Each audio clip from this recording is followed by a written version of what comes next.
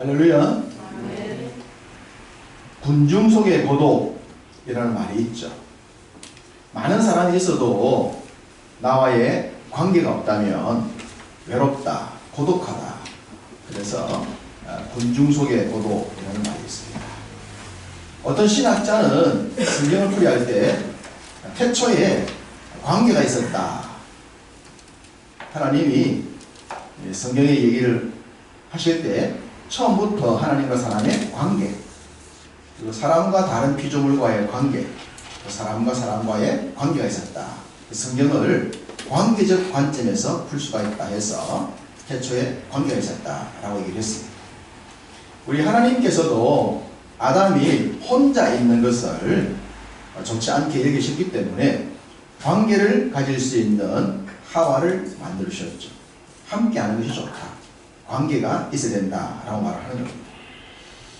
그렇지만 현대인들은 점점 관계를 단절시켜 나가고 그것에 스스로 외로움 속에 빠져드는 것이 아닌가라는 생각이 듭니다.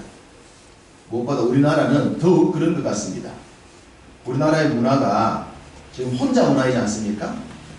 혼밥, 혼자 밥 먹고, 혼술, 혼자 술 먹고, 혼행, 혼자 여행 가고, 그리고 혼집, 혼자 집에 삽니다. 전자제품들도 혼자 사용할 수 있는 1인용들을 막 만들어냅니다. 모든 것들이 자꾸만 이 1인용으로 바뀌고 있어요. 관계를 맺지 않겠다. 결혼도 하지 않겠다. 아이도 낳지 않겠다. 그러면서 사람들은 외롭다는 겁니다. 스스로 고립된 문화를 만들어가면서 스스로 외롭다고 소리치고 있는 것이 지금 현대인들의 모습이 아닌가. 많은 사람이 있어도 관계가 없으니 군중 속의 고독이 우리의 모습처럼 보입니다.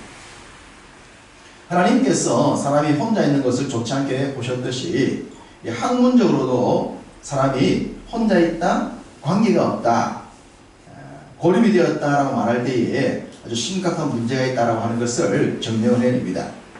심리학자들은 이 인간의 활동에 내재되어 있는 가장 기본적인 동기를 찾아보니까 사람들과의 유대관계라는 겁니다. 사람이 어떤 행동을 할 때 그 사람이 왜 행동하는가라고 하는 가장 상위에 나오는 내용은 타인과의 유대관계 때문이다. 만약 타인과의 유대관계가 없다면 굳이 그렇게 행동할 필요가 없다는 겁니다. 여러분, 우리가 화장을 하거나 치장을 하거나 또 우리나라에서 많이 하는 이 성형수술, 누구 때문입니까? 남들의 시선, 남들과의 관계. 이게 다 관계성이라는 겁니다. 그 관계성 때문에 우리 삶의 행동이 다 나오는 것이다. 그렇게 말을 합니다. 사람들은 거부를 당하는 것에 대한 굉장한 민감한 반응을 가지고 있고 자기가 소외가 된다라고 생각된다면 무슨 수를 쓰더라도 이 소외된 관계를 만회하기 위해서 연결을 하기 위해서 노력을 한다는 거예요. 이게 이 심리학자들이 사람의 심리를 면밀히 연구해보니까 그렇다라고 하는 겁니다. 그래서 이 심리학자들이 한 연구를 해봤습니다. 진짜 그런가 싶어서 하나의 연구를 했습니다. 한 사람과 두 사람이 있는데 이 세 사람을 데리고 한 실험을 했어요. 공놀이를 하는데 이 두 사람이 공놀이를 하는데 이 사람들은 훈련에 참가하는 사람들이고 이 사람은 모르고 들어온 사람이에요. 이 사람을 관찰하는 거예요. 이 사람은 의도적으로 공놀이 할 때 이 두 사람이 소외를 시킨 겁니다. 자기들만 공놀이를 하고 이 사람을 소외를 시켰어요. 그랬더니 이 사람의 심리 상태에서 어떤 현상이 나왔냐 그러면 마치 신체적으로 손상을 입은 듯한 피질의 두 군데에서 계속적으로 활동이 일어나는 것을 봤다는 거예요. 즉 우리 몸의 두 군데가 상처를 입은 현상이 계속 유지되고 있다. 계속 자기한테 공을 안 주니까 내가 상처를 입는 일들이 계속 반복되고 있는 그런 모습으로 나타났다는 거예요. 실험을 해보니까. 또 사회적으로 고립을 당한 사람들의 심리를 연구를 해보니까 출혈이 동반된, 피가 흐르는 동반된 그런 외상을 입었을 정도의 큰 충격을 입게 되어지고 마취제를 투여해야지만 그 사람의 고통을 멈출 수 있을 정도로 사회적으로 고립을 당한 사람들이 외상적으로 있는 피해가 크다라고 하는 것을 여러 연구를 통해서 증명을 해낸 겁니다. 학자들이 학술로나 학문적으로나 어떤 연구를 통해서 사람은 혼자 있거나 외롭거나 고립을 당하거나 거부를 당하는 어떤 그런 현상에 놓이게 되어지면 심각한 위기 속에 놓인다라고 하는 것들이 여러모로 증명이 되고 있는 겁니다. 하나님이 사람이 혼자 있는 것을 좋지 않게 이긴 것처럼 창조하게 쌍쌍이 만드신 것처럼 그 모든 것 속에는 관계가 있어야 되는데 그런 관계가 단절되어지면 결국 사람의 삶에는 아무리 환경이 좋아져도 그 사람의 삶 자체가 피폐해질 수밖에 없는 겁니다. 그러니 관계를 만들어가야 되고 관계를 확대를 시켜 나가야 하는 겁니다. 이것이 창조의 질서임과 동시에 인간이 어쩔 수 없는 근본적인 내용이다라고 하는 것을 우리가 잊지 않았으면 합니다. 오늘 본문에 등장하는 한 사람도 이런 관점에서 보았으면 합니다. 이 사람도 고립된 사람이었다. 단절된 사람이었다. 그래서 그 사람의 삶에 심각한 문제가 있었다라는 그런 관점에서 이분을 한번 만나보겠습니다. 오늘 본문 읽으셔서 잘 아시겠지만 그 주인공은 베데스다 연못의 주인공입니다. 베데스라는 못의 주인공이에요. 자, 오늘 본문에 보니까 오늘 본문의 배경에 절기가 나옵니다. 어떤 절기입니까? 유월절이라는 절기입니다. 자, 유월절. 유월절이 어떤 절기죠? 이스라엘 백성들에게는 모든 절기 중에서 최고로 큰 절기입니다. 최고로 큰 절기, 최고로 사람이 많이 모인 절기입니다. 그렇다면 지금 이곳에 얼마나 많은 사람들이 모였겠는가라고 하는 것을 충분히 우리가 이해할 수가 있습니다.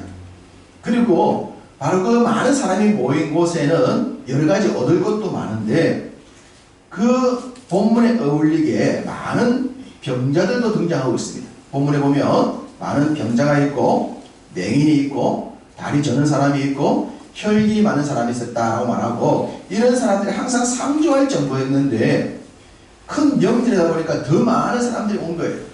이 사람들이 어떤 자신의 질병을 낫게 위함도 있겠지만 무언가 도움을 받기 위한 그런 목적도 있지 않겠습니까? 어떤 절기에 맞게끔 이런 많은 사람들이 모였었습니다. 이때에 우리 예수님께서 이곳을 방문을 하신 거예요. 우리 예수님도 6월절이니 예루살렘에 오시는 건 당연했는데 특별히 베데스다 이곳에 오셨던 겁니다. 행각이 5개가 있다고 말했으니까 그 행각에 굉장히 많은 사람이 있었습니다.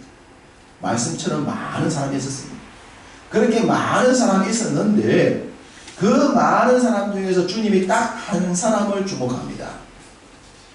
딱 한 사람을 만납니다. 그 사람이 누굽니까? 오늘 본문에 보니까 38년 된 병자였습니다.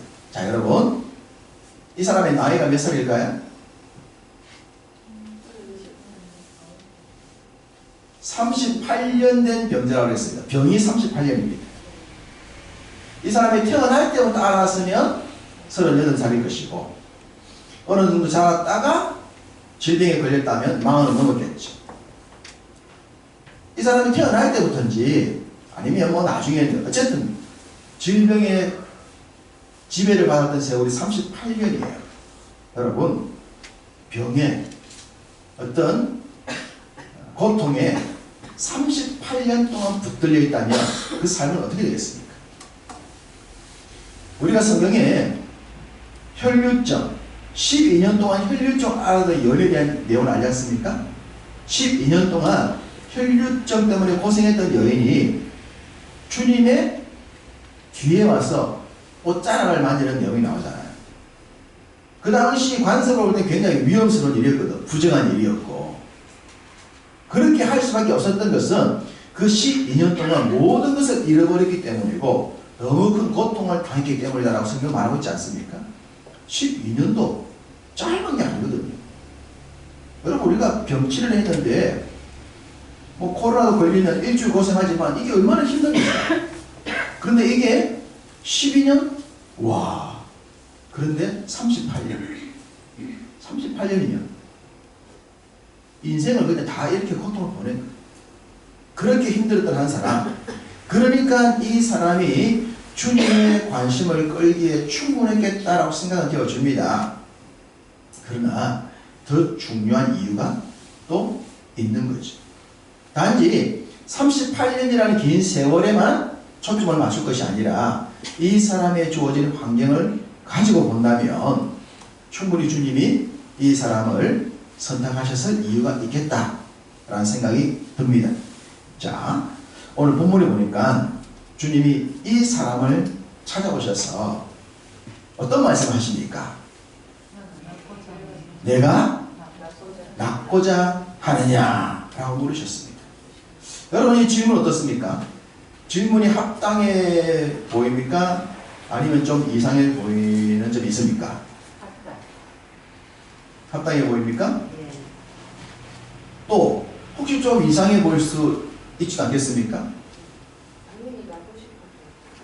여러분, 38년 동안 병을 앓았다면 낫고 싶겠어요? 안 낫고 싶겠어요?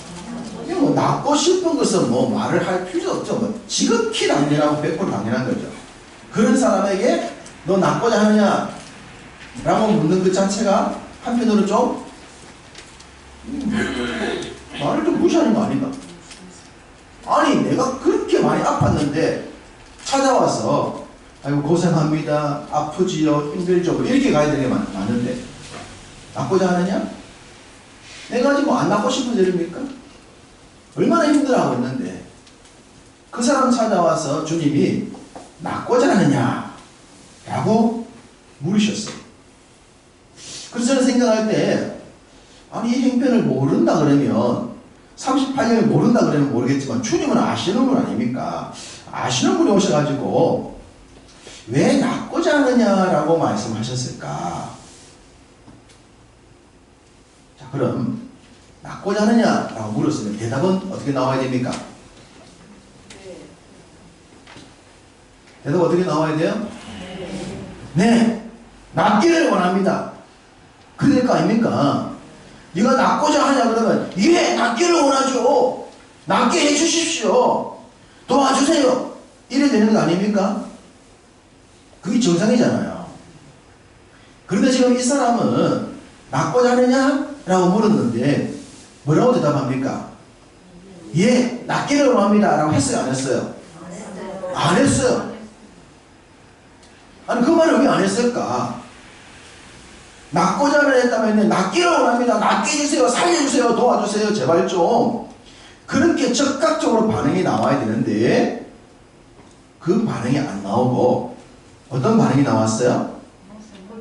자, 7절이죠. 7절 같이 읽어봅시다. 병자가 대답하되 주여, 물이 움직일 때에 나를 못에 넣어주는 사람이 없어. 내가 가는 동안에 다른 사람이 먼저 내려가나이다 라고 대답했습니다.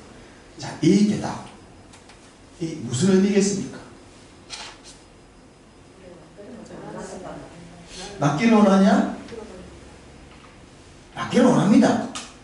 그런데 내가 38년 동안 있었는데 한 번도 못 들어갔습니다. 낫기를 원하느냐? 안 될 것 같아요. 내가 38년 있었는데 기회가 없었던 거 아니에요. 눈앞에서 물이 동하는 게 보여. 그런데 들어갈 수가 없었어. 그러니까 나는 지난 세월도 그랬듯이 역시 지금 나을 수가 없을 것 같아요. 어떤 나음을 포기한 듯한 그런 이유가 보이는 합니다. 여러분, 여기서 이분의 이 대답, 이 7절에 나와 있는 주님, 물이 동할 때에 내가 들어가고 싶었는데 넣어줄 사람이 없어서 못 들어가서 지금 내가 이 지경으로 이 세월 이렇게 보내고 왔습니다라고 말하면 이 사람의 이 대답을 어떤 관점에서 봐야 되겠습니까? 근데 어떻게 왔을까요, 그러면? 처음에 올 때는 데려다 줬겠죠. 자, 가족이 있었다면 가족이 데려다 줬겠죠. 처음에는 가족이 곁도 지킬 수 있었겠죠. 근데 물이 언제 동할지 모르니까 가족이 24시간 다른 일 안 하고 붙어 있을 수 없잖아요. 잠깐 자리를 비웠는데 물이 동한다면 넣어줄 수 없었을 것이고, 돌아왔는데 보니까 물이 벌써 동했습니다. 에이, 또 언제 올지 모르겠는데 김대영 앞에 효자 없다고 가족이 떠났을 수도 있겠죠. 가족이 없었다면 누군가 거린들을 도와주는 사람이 데려놓기를 한단 말입니다. 자, 어쨌든 그 사람이 이곳에 와서 이 긴 세월 동안에 들어갈 기회를 잡지 못하고 들어가지 못하면서 세월을 38년을 보냈어요. 그리고 주님이 네가 낫기를 원하냐라는 질문 앞에 이 말을 한 것은 이 말 자체가 이 사람의 한 맺힌 절규로 보입니다. 한이 맺힌 얘기가. 주님, 내가 낫고 싶지 않은 것도 아니에요. 내가 안 들어가고 싶은 것도 아니에요. 나 정말 낫기를 원해요. 그런데 나를 이곳에 넣어주는 사람이 없어요. 나를 도와주는 사람이 없어요. 손해보사님 질문처럼 누군가 데려들어왔을 텐데 그 데려다준 사람이 끝까지 시키면 되겠지만 그게 가능합니까? 여러분, 우리가 사람이 아픈데 그 아픈 자리를 끝까지 지키는 게 가능합니까? 근데 우리 잠깐 넘겼을까요? 예. 성경에 나와 있죠. 천사가 어느 시점 어느 때에 한 번씩 오겠다. 이게 계속 동하고 있으면 다 들어가면 되지. 무슨 걱정이에요? 그럼 이런 내용 다 없었겠죠. 언제 동하는지 몇 번이나 동하는지 모른단 말이에요. 그러려면 24시간에 365일 끝까지 지키고 있으면 되는데 건강한 사람이 곁에서 그렇게 해줄 수 있냐 말입니다. 불가능한 거다 말이에요. 다른 일본 사이에 동해버리면 내가 아무리 지키고 있어도 도움을 못 주는 거예요. 이 사람은 이 말 속에 내가 지금까지 도움을 받지 못해서 이 형편에 놓여 있습니다. 이 얘기를 하고 있는 것이 아닌가 싶어요. 도움을 받지 못했다. 버림받았다. 나 혼자다. 내 주변에도 다른 환자들 많이 있었는데 그들은 도와주는 사람이 있더라. 그래서 나보다 먼저 들어가는 걸 내가 봤는데 나를 도와주는 사람이 없으니 내가 지금 이 지경 된 건 아닙니까? 그런 하소연을 하고 있는 것처럼 보입니다. 자, 여러분, 이 장소가 어디라고요? 베데스다. 자, 베데스다 여러분 성경에 보시면 뜻이 나와 있습니다. 무슨 뜻입니까? 은혜의 집, 자비의 집. 이 베데스라는 말 자체가 은혜의 집이요, 자비의 집이요, 긍휼의 집이에요. 도움을 받고 친절을 베풀고 사랑을 베풀어 주는 집이란 말입니다. 그런데 이 도움을 주고 사랑을 베풀고 은혜를 베풀어주는 이 집에서 이 사람은 38년 동안 자비를 누리지 못했어요. 자비의 집에 살고 있으면서도 자비를 받지 못한 채 38년 세월을 지금 이 사람이 보낸 것 아닙니까? 그럼 이 사람에게 이 자비의 집이 자비의 집일까요? 잔인한 집이지 않겠습니까? 자비의 집은 무슨 자비의 집? 이 집이 자비의 집이면 나 같은 사람한테 자비를 베풀어야지. 내가 지금 10년도 아니고 20년도 아니고 40년 다 돼간다. 아니 이 사람들아, 자비의 집이 이 집에서 나 같은 사람을 자비를 안 베풀면 누구한테 자비를 베푸냐? 그 호소와 절규가 이 사람 고백 속에 들어있는 것 같습니다. 그래서 낫고자 하느냐라고 물으니까 낫기로 합니다라고 한 것이 아니라 넣어주는 사람이 없어요. 나를 도와주는 사람이 없어요. 누군가 나를 도와준다면 문제가 해결될 텐데 도와주는 사람이 없으니 내가 어떻게 나올 수가 있겠습니까? 그 얘기를 하고 있습니다. 여러분 2절을 보시면 지금 이 베데스다가 어디에 있었다고 말하고 있습니까? 예루살렘에 있는 양의 문, 양의 문. 이 양문은 양들을 데리고 들어가는 문이에요. 자, 이 양들을 데리고 들어가면 양들이 뭐 똥을 싸고 하지 않습니까? 그렇기 때문에 일반적으로 사람들이 다니는 문으로는 못 다니게 만들어요. 이스라엘 가면 예루살렘에 문이 여러 개가 있는데 그 문들 중에는 양들이 들어가는 문이 있고 또 분문도 있어요. 분문은 똥 오줌을 내어오는 문도 있습니다. 이스라엘 사람들이 거룩함을 많이 얘기하기 때문에 부정한 것들을 다 구별해 놨어요. 양들이 다니는 문에 많은 목동들, 많은 사람들이 양을 사기 위해서 뭐 하기 위해서 많은 사람들이 수시로 그러니까 이 양의 문이라면 굉장히 많은 사람들이 항상 수시로 다녔다고 보시란 말입니다. 이곳에 그렇게 많은 사람들이 시도 때도 없이 왔다 갔다 그렇게 했지만 그 세월 동안 그 많은 사람들이 나에게 자비를 베풀어 준 적이 없어요. 사람이 없었던 것이 아니에요. 사람도 많고 여러 가지 행사도 많았는데 나에게는 그 긴 세월 동안 소외되고 고립되고 외롭된 삶이었어요. 그 아픔과 그 고통을 여기서 얘기하고 있는 것처럼 보입니다. 제가 서두에 말씀드렸듯이 사람들이 고립되거나 소외되거나 단절되면 신체적으로 큰 피해가 일어난다고 그랬고 마취제를 투여해야지만 진정될 정도의 그런 고통이 수반된다고 얘기를 했었어요. 사람은 고립당하고 소외당하고 외면당하고 소위 왕따당하면 굉장한 심각한 문제 속에 놓이게 되거든요. 관계가 맺어져야 되는 거예요. 하나님은 창조 때부터 우리를 관계를 맺도록 만드셨어요. 사회적으로나 영적으로나 관계가 넓어질수록 우리의 삶은 풍요로워지는 거예요. 근데 이 사람은 그러지가 않았던 겁니다. 그렇게 버림받았던 사람, 그렇게 38년을 지나왔는데 그럼 이 사람이 지금 38년부터 앞으로 남은 삶은 희망이 보입니까? 희망이 또 없어요. 문제는 내가 38년을 이렇게 살아왔는데 앞으로 또 얼마나 오랫동안 이렇게 살아야 될 줄 또 몰라요. 지금까지도 희망이 없었는데 앞으로도 희망이 없는 거예요. 그러니까 네가 낳고 자느냐라고 물었을 때에 넣어준 사람이 없으니까 지금까지 이랬고 앞으로 넣어줄 사람이 없을 거니까 내가 앞으로도 이럴 겁니다. 희망이 보이지 않는 절규에 맺힌 소리가 이 사람에게 나온 거예요. 그래서 주님이 바로 이 사람의 이 얘기를 듣고 뭐라 말씀하십니까? 일어나 너의 자리를 들고 걸어가라 라는 치유의 은혜를 베풀어 주시는 겁니다. 곧장 주님이 하실 수 있었는데 이 대화 이후에 이 사람의 문제를 풀으셨어요. 이것을 엄밀히 보면 소외되고 고립된 사람을 주님이 먼저 관심을 갖고 찾아오신 겁니다. 수많은 병자가 있었는데 그 행각다스에 있는 그 수많은 병자들 속에 딱 이 한 사람을 주님이 찾아오셔서 그에게 관심을 갖고 대화를 하신 거예요. 대화. 말을 튼 겁니다. 관계의 시작은 대화에서 나오잖아요. 식사하셨어요? 잘 지내셨어요?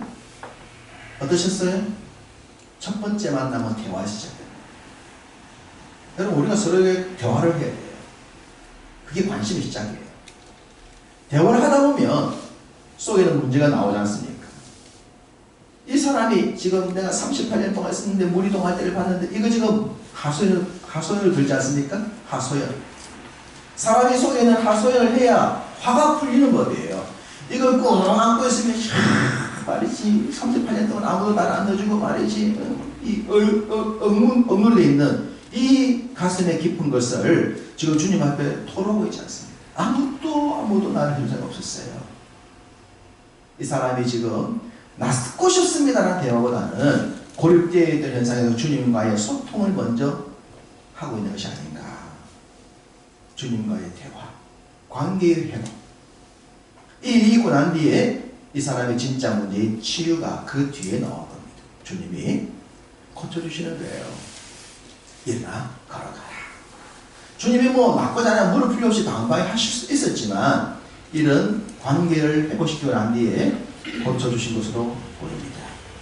38년 동안 한 번도 걸을 수 없었던 이 사람이 일순간에 치유를 받았어요. 그런데 이 일이 언제 있었다고 말했죠? 안식일에 있었다라고 말했습니다. 안식일. 주님이 꼭 또 이 일을 안식일에 행하신 거예요. 그 많고 많은 날 중에 안식일을 행했더니 이 사람이 걸어가는 것을 목격했던 유대인들이 뭐라고 얘기를 하고 있습니까? 이 사람한테 안식일에 자리를 들고 걸어가는 것이 옳지 않다라고 시비를 걸고 있습니다. 정말 이 장면 잔인합니다. 잔인합니다. 이런 말은 사람을 죽이는 겁니다. 살인행위입니다. 38년 동안 걷지 못하다가 걷게 되었다면 무엇부터 해야 됩니까? 축하고 또 해요. 축하고 또. 축하고. 이야, 아프다 나왔으면 주사님 고생하셨어요. 원주사님 코로나 걸려 고생하셨어요. 이렇게 인사부터 해야지. 왜 주일 빠졌어요? 이러면 되겠습니까? 목사도 빠지는데. 아니, 치유에서 나왔으면 거기에 초점 맞춰야 될 것 아니에요. 그런데 이 유대인들은 이 사람이 38년 동안에 나은 것은 온데간데 없고 안식일날 그 자리 들고 걸어간 그것 때문에 시비를 거는 거예요. 야, 이게 종교입니까? 이게 신앙입니까? 여러분, 믿음 생활이 아니에요. 이런 건 믿음 생활 될 수가 없어요. 이거 신앙생활이다? 소위 율법을 논하고 안식일을 논하고 절기를 논한다? 이걸 하나님이 기뻐할 수 있겠습니까? 도대체 이들의 눈에는 아픈 사람이 안 보입니까? 이 사람이 얼마나 힘들다가 지금 일어났는지를 모르는 겁니까? 우리의 믿음 생활의 본질이 이런데 초점 잡으면 안 됩니다. 그 사랑, 그 영혼, 고통당하고 힘들었던 그 마음을 먼저 찾아가고 만져야 하는 겁니다. 이 사람은 이제 몸으로부터 아픈 것을 낳았는데 영적으로 공격을 받고 있는 거예요. 말도 안 되지 않습니까? 이 사람을 주님이 다시 만나주세요. 다시 만나주세요. 다시 만나서 말씀하시죠. 자, 14절 함께 읽습니다. 그 후에 예수께서 성전에서 그 사람을 만나 이르시되 보라, 내가 나았으니 더 심한 것이 생기지 않게 다시는 죄를 범하지 말라. 더 심한 것이 생기다. 아니, 38년 동안 고통했는데 더 심한 것도 있을 수 있단 말입니다. 더 심한 것이 있단 말이에요. 더 심한 건 뭘까요? 공격하고 있는 바로 이 유대인들 같은 이런 행동 아닙니까? 이런 행동이 훨씬 더 심한 병이에요. 훨씬 더 심한.